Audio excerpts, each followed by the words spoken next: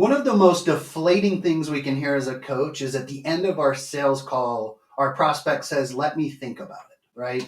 Not only is it frustrating, but it also creates a sense of doubt and frustration and lack of clarity in your process, right? So, what I'm bringing in this training today is how to avoid the let me think about it. And I'm going to show you how you can pre-frame and bring the objections to the surface during the sales call that are driving those let me think about it or let me call you back tomorrow or next week, right? So first and foremost, what I want to cover are the actual objections that lead to the let me think about it, right? I don't think as a coach we've ever, somebody said, well, let me think about it. Okay, no problem. Like, what are you looking at? What do you need to think about? They're always going to have something, right? And it's typically a smoke screen, but it's also, there's certain parts like spouse or partner or business partner that if we're asking for a multiple four-figure investment and we're going in for the money and expecting them to buy from us today, we didn't do our own due diligence to figure out they had a spouse or business partner that needed to be a part of that decision. So what we should have done is done a quick kind of discovery triage call, set up an appointment with the spouse. So we're going to break all this down, right? So let's kind of talk about the objections first, and then we're going to go back and I'm going to show you exactly how to cover these in a very conversational and fluid way to ensure that by the time we get to the point of making an offer,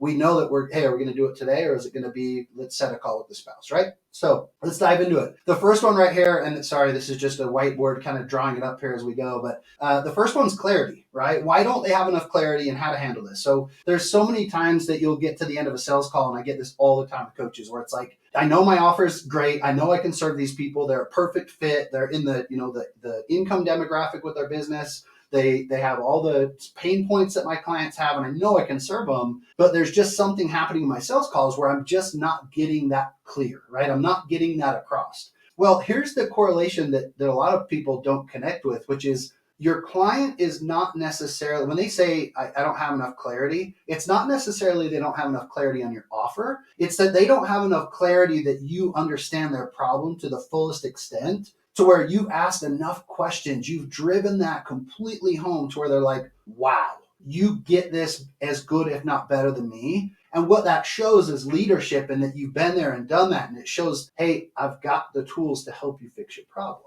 Right? So if you've noticed, like in any of the sales calls you've ever been in, maybe you've hired coaches in the past, one of the things that happens when you find the right coach is they ask so many questions and allow you to unravel. You'll hear me talk about this in videos all the time, right? Unravel the mess in our mind of, hey, where do I need help? How do I need help? What does it look like? What's causing the issue? Why? And sometimes it's like, well, I've got this problem, but what they don't realize is that the problem started up here as a little problem. And because of a lack of systems or process or strategy or team, that problem just starts to compound. It gets bigger, bigger, bigger, bigger as it goes down the line. So if we help them identify those areas in their business or those areas in their pain point or problem or whatever you serve as a coach, that's what brings clarity, right? So why they don't have enough clarity is we haven't driven that home. So let me explain kind of a quick example. One of the questions I'm going to ask, like, okay, well, tell me a little bit about, let's just say that I'm working with a real estate investing coach, right? They teach people how to invest in real estate. So one of the questions I'm going to ask is like, okay, well, tell me a little bit about you. Like, as far as real estate background, what have you done?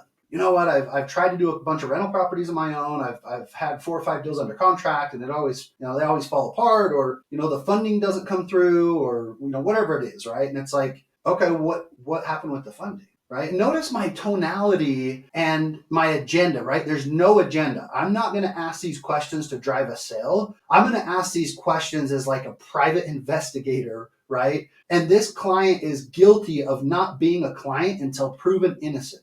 And what I mean by that is if I ask enough questions, I'm going to get clarity, they're going to get clarity, and we're both going to mutually agree, hey, this is a great fit. It takes the sales process and the pressure and the anxiety that creeps up to here where your head's barely above water. It eliminates all of that, right? So when I talk about clarity, it's like, hey, well, what else have you tried? Oh, I've tried some rental properties. Okay, what happened? Why didn't it work out for you? It was either the funding wasn't there, or my partner's backed out, or this or that. Okay, no, that's frustrating for sure. What do you mean the funding fell apart?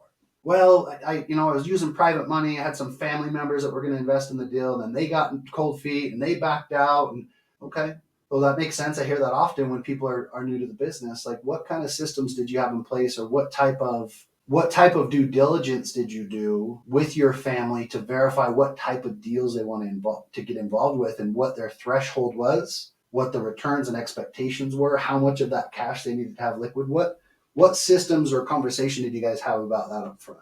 You know what, Corey? That's a really good point. I probably didn't ask nearly enough questions from my family member. They just said they'd invest in real estate, and I know they have money. Okay. So, which makes perfect sense, right? I guess when you're brand new to this, these are some of the learning lessons that a lot of newer real estate investors have to go through on their own because they have to experience these pain points, right? And there's kind of two ways to do it. You go on your own, or you work with a coach that's been there and done that. Let me ask you, what are the parameters? Why are you looking to get involved with real estate in the first place? What does that big picture look like for you? So now you'll notice what I'm doing is it's like I've asked a couple of questions like, what have they done? I want to figure out at what level they're starting because some of them might already have a couple deals under their belt, but they're like, I've done a couple wholesale deals, which is basically you're kind of a buyer and seller. You connect them and you get a finder's fee. A lot of people that are transitioning from that step to the next step, which is like doing their own rehabs or maybe getting into some rentals or, short or long-term Airbnb, whatever it might be, they don't know what there's a gap there, right? Because now all of a sudden I'm playing with my money or the bank's money or I'm liable for the whole deal. And that creates a lot of hesitancy. So when I start asking questions, what I want to do is I want to shorten the gap from, hey, I'm here as a potential client, and I want to be over here. This is the vision, the dream, the goals, the desires, the pain points, and why my obstacles and why I can't have it unless I do something different. And my questions that I ask, I want you to look at this as like a drawbridge. The questions bring it down to where they can walk straight across, and it's like, I'm here. I know without a doubt that Corey can help me get there. Right. So as they start telling me the vision, it's like, well, for years and years, I've worked a job. I hate my boss. I'm tired of somebody else dictating my schedule. I'm tired of someone else dictating my income. I've wanted to buy a new vehicle. I've wanted to move into a different neighborhood. There's no way I'm going to be able to afford my kids' college. Okay. Well, it sounds like you put a lot of thought into that. Like how long has this been a consideration for you? Notice how I don't just go, wow. Like I'm not acting, right? I'm being very genuine. And part of the reason I can do it this way is one of my philosophies, and I learned this from a mentor a long time ago. He said, Corey, it's high engagement, low attachment. Be willing to go to hell and back to serve your client without being attached to the outcome, meaning without being attached to a yes or a no at the end of the call. If I go into this call with full plans to serve them, not telling them and talking, asking questions and driving pain points and decision, naturally, I'm the one that's creating the leadership in the conversation. They're going to follow me. As I get more clarity around all those things, notice my tonality start to change. Wow, it sounds like you put a lot of thought into this. How long have you wanted to do this? When was the last time you tried to get a rental property put together? Why now, though? Right? So notice I'm going to start driving those questions. I'm going to continue to get more clarity. It's like, what would it be like if we could get there? Hey, if we were able to step in and show you how to do that step by step, essentially pairing one of our coaches with you and the coach treating your real estate deal as if it were their own and showing you step by step how to walk through that particular project and deal, how do you suppose that would change the overall outcome for you? Interesting. Okay, where do you see the most obstacles in that process? Where do you feel like you're going to need the most help if our team were to step in and help you with that? What are going to be the hardest things for you to overcome, knowing that you have the keys to the kingdom, you have a team to support you and guide you? What are going to be the hardest things for you to overcome? So you guys, notice what I'm doing here, right? Not only am I getting clarity, but now I'm starting to move into more of the mindset. And these don't necessarily have to be in this order, right? These can be in any order. I want the conversation to flow naturally. Like if they bring up their mindset, like, hey, I was raised in a household where we didn't talk about money and my parents would both worked really, really hard for other people. They worked W-2 positions and we kind of had a hard time making ends meet. And I know that there's certain blocks that I have. There's certain, things, relationships that I have with money that are not serving me, but I don't know how to break out of them. Then we don't have to go, okay, well, hold that thought. What does your spouse think? Like, go into it, right? Get into it with them where it's like, okay, well, what do you mean by that exactly? Like when you say grew up on a tight budget, what did that actually look like?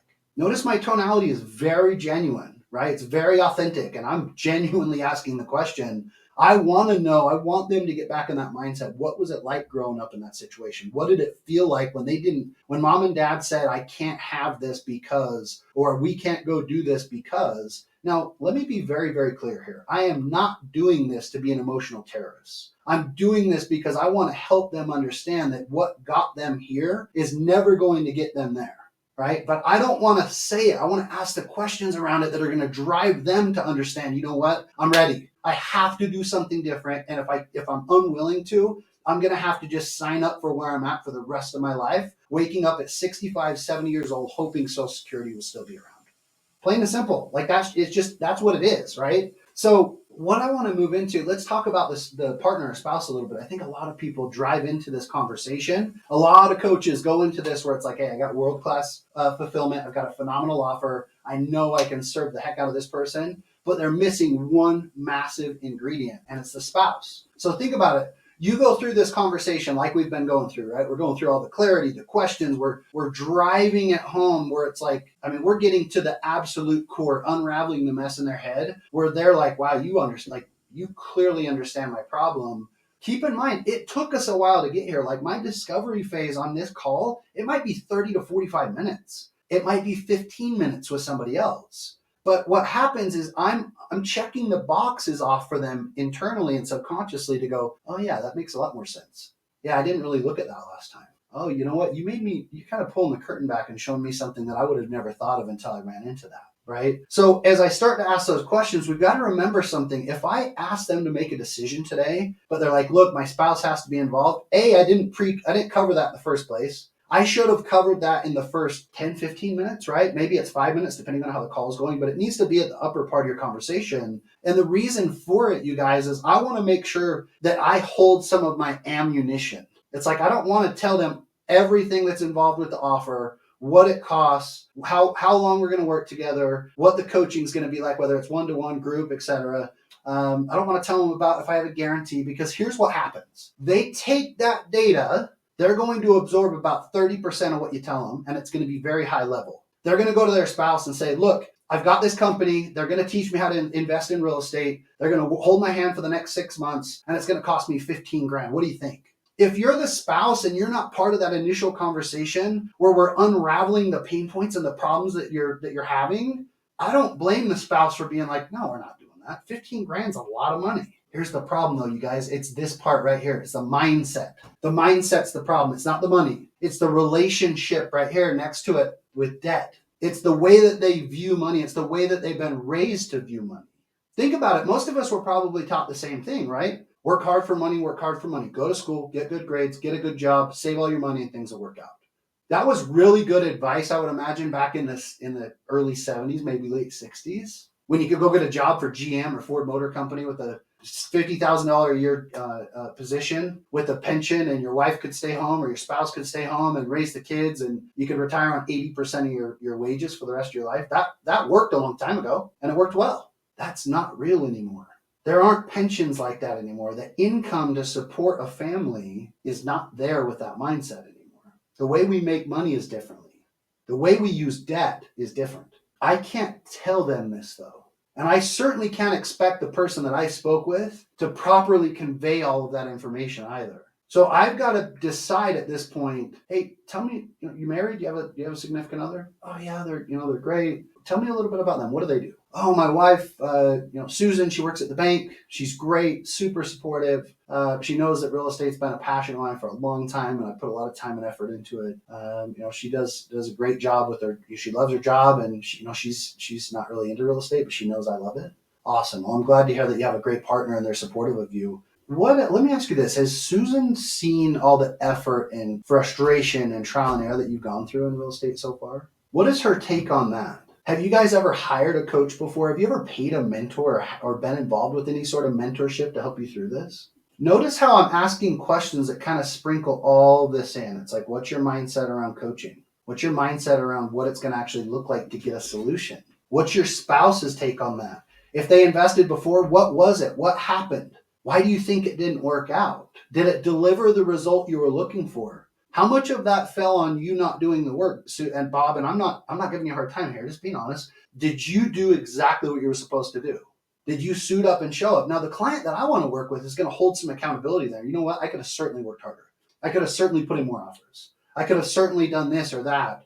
However, what they promised and what they did was very, very different. And here's what I mean by that. That's a client I'd love to work with because I know that they're going to take accountability. But I also get to create a gap there around what they did before and how my program's going to be different. I'm not going to tell it right now. I'm just taking notes. Everything we did was group coaching, and that everybody had different strategies. So we'd spend one day talking about wholesale, we'd spend another day talking about rentals, and we'd talk another day about funding. And I just didn't feel like I could ever get in a groove or a rhythm to get that machine working. Totally makes sense. So remember, I'm going to go back to that later. Hey, remember when you said it was only group coaching, you couldn't really get in a rhythm? How do you suppose that would change if you had a coach you were working with one-to-one, week-to-week over the next 6 to 12 months? If they knew exactly what your plan was, your strategy, your hesitations, your strengths and weaknesses, and they knew exactly where we were going, how do you suppose that would affect the outcome? That's a question I'm going to ask later when it's ready, but I need to cover the spouse. Okay, let me ask you this. So you've never worked with a mentor before. What do you think Susan would think about you potentially working with a coach one-to-one, knowing that there would obviously be a financial commitment involved, knowing there's going to be a time commitment involved, knowing that we're going to hold you accountable and you're going to hold us accountable? How do you suppose Susan would react to that or feel about that? What I'm not doing is I'm not going to drive the conversation into, well, do you think we need to have Susan on the phone? Do you think you could do this on your own? You're going to get a yes every single time. No, I don't need her. Yeah, or I don't need him. No, I'm the decision maker. I've done it before. I'll do it again. I like to just create a really easy transition here where it's like, I don't even ask, will they be involved? I ask, hey, are they going to be involved with the project? But it's like, okay, perfect. Well, we have a policy if we're going to have this conversation, if we're going to get into the nuts and bolts and how our program works, that if someone's in a partnership or a marriage, that the other partner's present. What does Susan's schedule look like to set up a call to get through the specifics of how we're going to actually help you? So what you'll notice down here on the offer area, how do I decide if I'm gonna make an offer and talk about money today? 99.9% of the time, and you'll see that right here, 99.9% of the time, if you're making a four-figure or multiple four-figure investment, the spouse is going to be a deciding factor. And as the coach, I would certainly rather be on the phone with both spouses and be able to use that as a warm-up, like, hey, Bob or Susan, great to meet you, right? Me and Bob have had a great conversation so far about helping him, get the ball rolling, helping you both get the ball rolling with real estate investing to solidify your retirement and create a legacy for your kids. Real quick, and I don't mean to put you on the spot, Bob, but what if you explain to, or Susan, let's do it this way. Susan, I don't mean to put you on the spot, but what has Bob explained to you so far about our first conversation? You can do it like that, or you can just have, hey, Bob, if you don't mind, what have you shared with Susan about our first conversation? I want to see what his interpretation was of the first call and how much time they spent together. Because if she's like, look, he pulled me on the call, fighting and clawing. I don't know what this is about. Then I've got my work cut out for me and I'm going to have to go way out and around her, right? If she gets on, she's like, you know what? He's been on a mission to do this and he's shared that you guys might have the systems to be able to help us, get in a position to actually start acquiring some property and creating the passive income we're looking for the future. And, he seemed to feel pretty confident about this phone call. So that's why we're here. Perfect. That's what I want to hear, right? Every great once in a while, and I mean every great once in a while, you'll have a spouse that is supportive, right? And this typically comes in the form of whether husband, wife, or partner, whatever. They're typically they're the breadwinner in a major way. Like if somebody's got a $200,000-$400,000 a year household, and one of them stays home while the other makes the money, right? The one that stays home takes care of the family, the kids, the house, everything, right? I'm not saying one's easier than the other because it's certainly not. However, sometimes in those cases, it's like, look, I own my own company. I invest multiple, 5 figures into it quarterly into coaches and training and help or marketing or whatever. Like it's my business and my wife truthfully is not involved with it. She doesn't want to be involved with it, or my husband's not involved with it. He doesn't want to be involved with it. He trusts that I make my decisions. There's a very fine line though on who that applies to. And a lot of the time they're going to kind of argue that with you. But if you've done a good enough job up here, driving that you actually understand their problem and creating connection here with the partner and spouse, it puts you in a different position because it's like, well, how do they feel about it? Oh, they're tired of being, having things so tight all the time financially. They're tired of me working so many hours and never having time to go do, to show up to my son's baseball games or daughter's dance recitals. I'm tired of it, right? They're tired of it. They're raising the kids on their own and they know that I'm doing what I have to do, but like there's gotta, like enough's enough, right? When I create that, what happens is I can start spending time on the mindset and I can drive that into, am I making an offer or not today? If the spouse is the one on the phone's making a ton of money and they can prove to me that they're selling me on, look, I invest money all the time without them and here's some examples and here's why I do it this way. Maybe the spouse is literally very consumer minded and the individual you're on the phone with is very entrepreneurial minded or investor minded. It's like, look, they'll never pull the trigger and I decided I'm just making decisions on my own, right? So that's where I'm going to decide. when do I make the offer, and how much information do I cover about my offer and how I might be able to solve that or serve them without going, okay, perfect. I want to build enough pain and enough clarity in call one, where if I know I'm going to get the spouse on the phone, it's like gather all that data, make sure they fill it, get crystal clear. It's like, okay, perfect. Well, here's what we need to do. We're going to go ahead. I'm not going to ask. We're going to go ahead and schedule another call. I'd like to set this up tomorrow. I would just say it. I want to set this up tomorrow, and I want Susan on the line with us to go through this. So let me ask you this. Before we schedule this, and it's totally up to you, I'm certainly not attached to a yes or no here. Are you and Susan willing to sit down together and put pen to paper if I were to send over a few questions that I'd like more clarity on leading into our next call? Are you and Susan willing to put in maybe 30, 40 minutes as a team and answer those questions and email them back to me prior to the appointment so that we can go into this thing prepared? Notice how I'm framing all of it. It's like I'm asking the questions. I'm the one driving how I want I'm steering the ship. Notice how as I cover all this, you guys, I'm pre-handling, I'm bringing objections to the surface during the sales call. The problem with most coaches' sales conversations is they're getting about 50%, 25 to 50% clarity. They don't ask any questions here. They don't spend any time on mindset. And they certainly don't talk about relationship to debt. So they basically get a small piece of the problem, half the recipe to the cake, and then they come down here and make an offer and they scratch their head wondering why the deals aren't going through and why their clients aren't saying yes.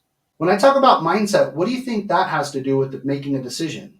Think about this. I don't know if I'm ready. How many times have you heard that? Maybe I'll just keep doing what I'm doing and figure it out on my own because I don't have that type of money.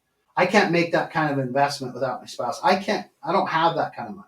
We've got to cover all of that, you guys. How do they view debt and money? Do they realize the way that they view debt and money is the same thing that's holding them back from getting where they need to be? Think about it.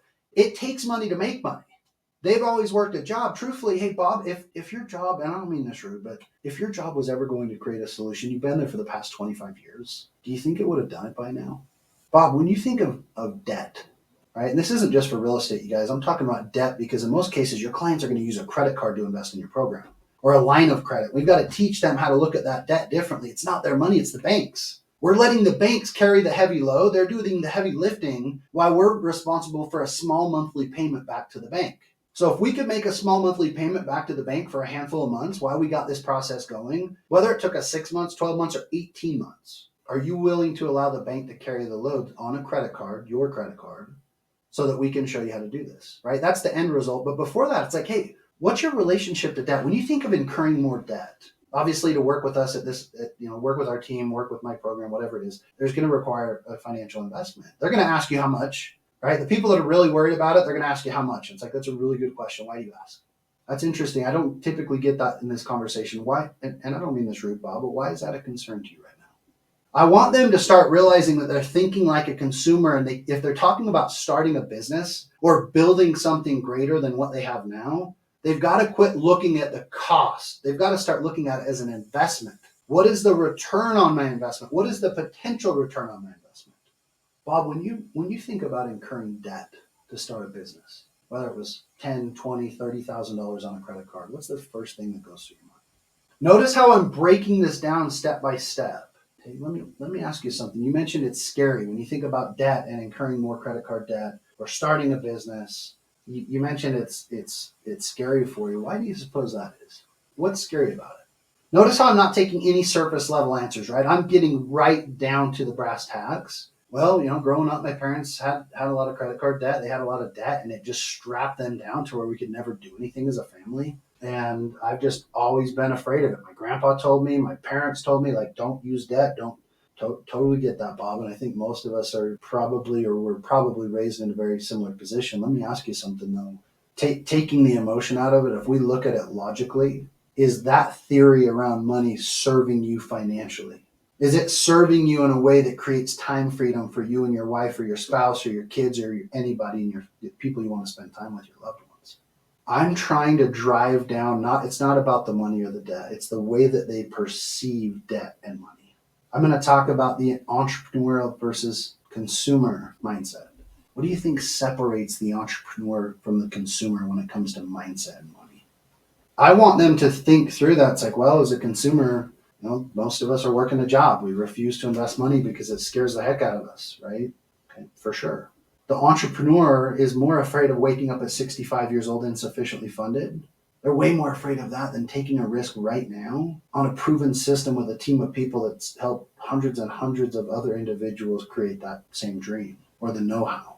Let me ask you something, Bob. Do you believe that if we were willing to take you under our wing and show you how to leverage the bank's money short term on a credit card, the same way you're going to leverage the bank's money to invest in real estate?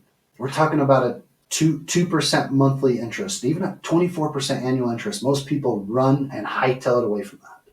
We've got to look at this differently though, because we don't have the money, so we're using the bank's money on a credit card. And even if we had our own cash, it's silly to use our own cash when we can use the bank's. So if you put 10 grand on a credit card, the bank wants 2% monthly, which is 24% annual interest. So that's $200 a month that you've got to be able to solve a $200 a month problem, knowing that our team's going to be guiding you through the process step by step. Now, Bob, I'm not attached to you making a yes or no decision. I'm not here to convince you that you need to invest 10 grand to work with my team. But here is the question I would ask. If we could truly show you how to find off-market opportunity, how to vet these real estate transactions, teach you how to build your power team, how to fund the deals and exit them appropriately, you suppose that $10,000 would be a wise investment considering it's coming from the bank rather than you? Notice how I'm going to spend time here and I'm going to break that down. I'm going to break that down to the point where they're like, you know what, the way I've been looking at this is all wrong. And it's not because I tell them, it's because I ask them. I go deeper and deeper and deeper to where it's like, you know what, you're right. The reason I don't do this is because I'm unwilling to use debt. The reason I don't have any cash is because I have a job, because I won't invest money, and it's a revolving circle, right? Once I get to that point, it's like, so let me just ask you, why do you feel like you're truly at a point where you're willing and able to look at debt differently? One of the things you can talk about before, and I probably should have brought this up first, is right here, how to qualify they have the money before the ask. So when I'm talking about what they do and what they want, it's like, okay, well, tell me a little, what does your investment budget look like? When it comes to real estate, obviously cash is king, credit's even better. Like, what does your investing budget look like? What kind of cash do you have set aside? What about credit cards, home equity, lines of credit, etc.? I'm going to get all that information up front before I'm asking about the money, before I'm diving into the personal situation. I'm not going to do it right out of the gate. I'm going to build some rapport, build some leadership, create some clarity, and then go into it. Because then when I come down here and I start breaking down the 10 grand or the 20 or the 50 or the 5, and I start breaking it down in that sense, it's like, look, it's not your money. And truthfully, I mean, let me just ask you, Bob, if we showed you how to do this step by step, if we could teach you how to move through this appropriately, how, why, when, where, how to make a direct path from where you are today to where you want to be safer and quicker than you could do on your own, help me understand why that $10,000 of the bank's money would be a wise investment. What else? What else could potentially stand in the way of you and your client signing and paying today? Let's say they're single, they don't have a spouse or business partner. All these same things apply, but when I say what else, it's like, I had a gentleman the other day, and there's a prime example, right? He had a client that the guy told him he had a $200,000 investing budget, right? The potential client said, I have a $200,000 investing budget from the sale of a business. Well, he didn't ask any other questions. He got blinded by this guy's got plenty of money for me to help him. And it's in real estate, right? So having a $200,000 budget is great. It gives them a lot of opportunity, gives them several legs up on a lot of folks that are starting out with very little to no money. What he didn't clarify though is, hey, well, cool. What kind of business did you have? When did you sell it? Are the funds liquid now? How long have they been sitting? Oh, okay. So I could see why you want to get those invested. He didn't ask those questions. Therefore, when he went into the close call or the pitch, if you will, he hadn't sold the business yet. And all of his credit cards were tapped out, maxed out completely, because he's in a legal battle with his business partner that had been embezzling money. So not only have we already spilt we've already shown our cards, we've already talked about what it costs, we've already told them all about the program, we've created leadership, we've created clarity. The client's going, look, this is exactly what I need. I just can't pay you until this thing's done. Wouldn't it make sense for me to go deeper into the conversation, find out that A, he's probably not going to be engaged in the coaching or in your coaching because he's going through this legal battle. And as we dug deeper, we found out that he had mediation starting next week. That guy is not going to be in any sort of headspace to start something like this. Not only will he miss coaching calls, but your odds of giving this guy a refund or a chargeback are going right through the roof. Wouldn't it make more sense to get that information up front and go, you know what? I really appreciate you sharing that with me. I know that's probably not something you talk about with a lot of people. How long do you suppose these legal proceedings are going to take? Where are you at in the process? Continue to get clarity on everything. Because if he's like, look, we're at mediation, we've already got a basic agreement outline that both parties have verbally agreed to. I think we can have it wrapped up in a couple weeks. Perfect. Here, Bob, are you open to suggestion? Sure, of course. Why don't we do this? I don't want to overwhelm you any more than you are now, and I feel like you could be a really good fit for what we've got going on over here. I can't overwhelm my coaches with clients that may or may not be able to commit to the appointments right now.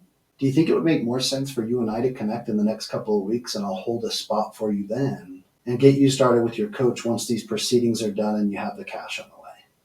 So what it does, I create leadership, massive leadership. It's like a salesman would never do that. A salesman's going to pick me apart top to bottom. Where do you have other funds? Why don't, I thought you had this. And they're going to come out of this thing looking like a salesman, not in a bad way, but kind of in a bad way, where it's like, we had a great conversation. I felt like you led me, and now you're only after the money when I told you, like, I'm going through this big thing and I don't have it. Right here, be willing to back out. How do I decide if I make an offer and talk about the money today? Be willing to back out and leave them in a good spot where you've driven clarity, you've talked about and broke down their mindset. We've helped them understand there's a different relationship they must have with debt in order to succeed. If I can give you one more piece of advice on this, you guys, is I never talk about the money. I don't mind them knowing there's an investment. That part should be pretty obvious. Leading into your sales call, you should have that on your questions, right? Your assessment. I don't want them to know what it costs, because truthfully, the vast majority of consumers and even some entrepreneurs make their decision on the price tag versus the value and what they could actually receive from your program, provided they 100% committed and burn the ships. If you do all this and practice all of this, you guys, these objections will become a thing of the past. It doesn't mean that every deal is going to be today, but the let me think about it goes out the window.